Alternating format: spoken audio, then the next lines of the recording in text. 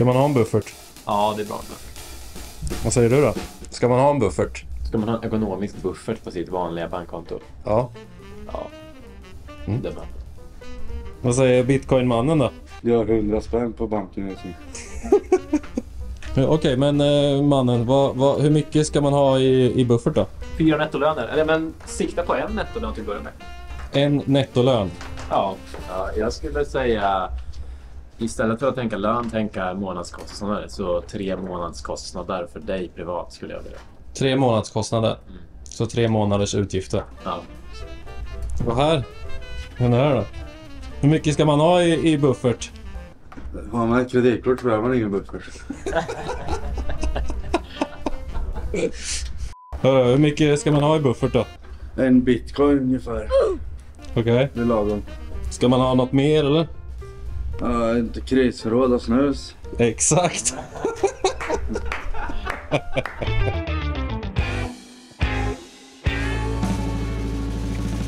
Hade jag fått 1 krona för varje gång som jag fått den frågan hur mycket man ska ha i buffert, då hade jag varit stenrik just nu. Men det är jättesvårt att svara på. Hur mycket ska man ha i buffert? Som du hörde tidigare så ja, man kan tänka 1 månadslön, 2 månadslöner eller 3 månadslöner. Eller så kan man tänka i andra spåret som jag föredrar att tänka kring. Och det är liksom, hur mycket utgifter har jag? Och sen tänk kanske det dubbla eller trippla. Men här är det också jättesvårt eftersom om du kanske bor hemma så kanske du inte har så mycket utgifter. Men om du kanske är en ensamstående mamma med 3 barn, ja då kanske du har 20 000 i utgifter varje månad. Så det är jättesvårt och det måste du komma fram till själv. Men mitt förslag brukar vara, titta på hur mycket kostnader du har.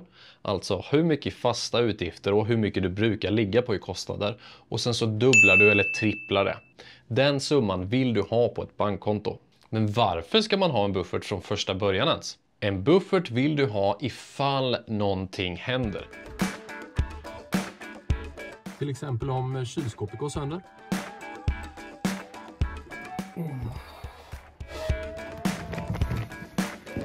Eller frysen kanske pajar. Kaffemaskinen. Pajar den, då är det kört.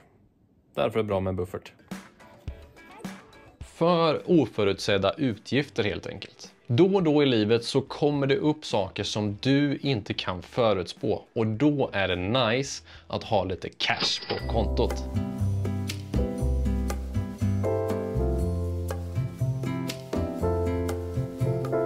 Min buffert då? Hur tänker jag kring buffertsparande? Om jag har en lön på 20 000 kronor. Ja, det är typ det jag tar ut.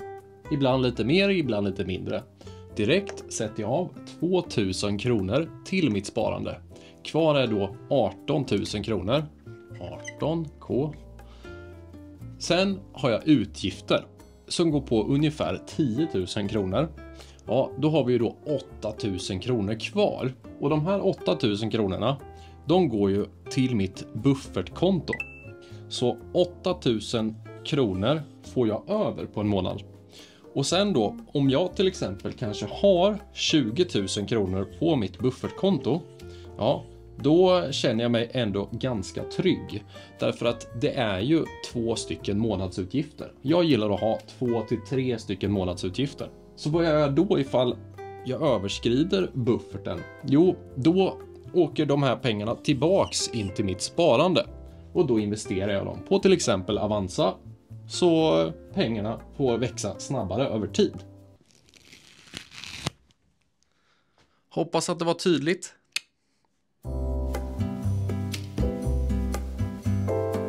Och det jag tänker när det kommer till buffertsparande, det är att jag alltid har det på ett sparkonto med ränta. På banken idag så har jag drygt 2,5% på min bank. Men det finns andra banker där ute som ger högre ränta. Avanza till exempel, de erbjuder i dagsläget ett sparkonto som inte har någon bindningstid som har 3,7% i ränta. Men tänk på att nu när jag spelar in den här videon så är det den räntan. Det kan förändras i framtiden. Alla sparkonton hos Avanza är dessutom skyddade av insättningsgarantier, så länge bufferten inte är över 1 050 000 kronor så kan du känna dig ganska trygg. Och så som jag tänker med min buffert är att jag vill inte låsa upp den. Och nu kommer vi in på olika typer av buffertar. En buffert ska du främst se som en kassa med pengar som du har till någonting som du kanske eventuellt behöver ta pengar av i framtiden. Men jag ser det som att du kan ha två buffertar. Du kan ha en kortsiktig buffert och du kan ha en långsiktig buffert. Låt säga till exempel att du sparar till en resa framöver. Den hade jag inte satt på fonder utan de hade jag istället kanske bundit upp. Låt säga att du ska resa om ett år. Ja, då kanske du kan binda den långsiktiga bufferten på ett 3 månaders eller 6 månaders sparkonto med ränta. Då får du kanske en högre ränta.